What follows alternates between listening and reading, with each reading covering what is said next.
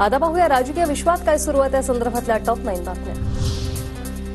हर्षवर्धन पाटील चांगले नेते, ते योग्य तो निर्णय घेतील। हर्षवर्धन पाटील यांच्या तुतारी हाती घेण्याच्या चर्चांवर सुप्रिया सुळे यांची प्रतिक्रिया।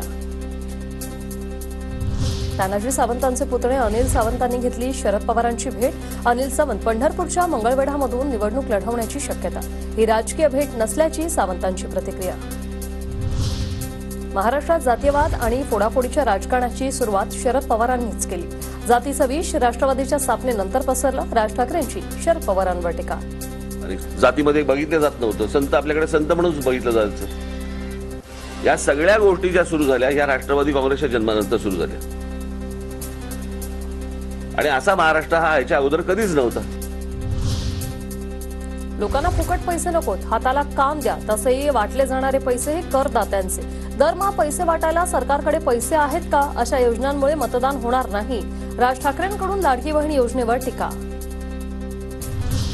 यवतमाळमध्ये लाडकी बहीण योजना कार्यक्रमात शिंदेंच्या भाषणादरम्यान महिलेचा गोंधळ। पतीला मारहाण झाल्याची तक्रार पोलीस घेत नसल्याचा या महिलेचा आरोप। शेवगाव पाथर्डी मतदारसंघात भाजपचा अंतर्गत वाद चव्हाट्यावर। पक्षातूनच विद्यमान आमदार मोनिका राजवळे यांना विरोध। भाजप प्रदेश सचिव अरुण मुंडे आणि ओबीसी सेल जिल्हाध्यक्ष गोकुळ दौंड यांच्याकडून उमेदवारीची इच्छा व्यक्त।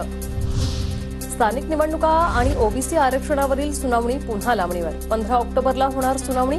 विधानसभेपूर्वी स्थानिक निवडणुका होण्याची शक्यता मावळली।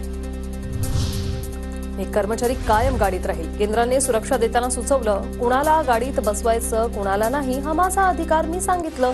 अनौपचारिक गप्पांमध्ये शरद पवारांची झेड+ सुरक्षेबाबत माहिती।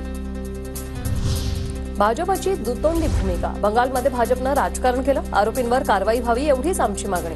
मात्र भाजपला राजकारण करायचंय, विजय वडेट्टीवार यांची टीका।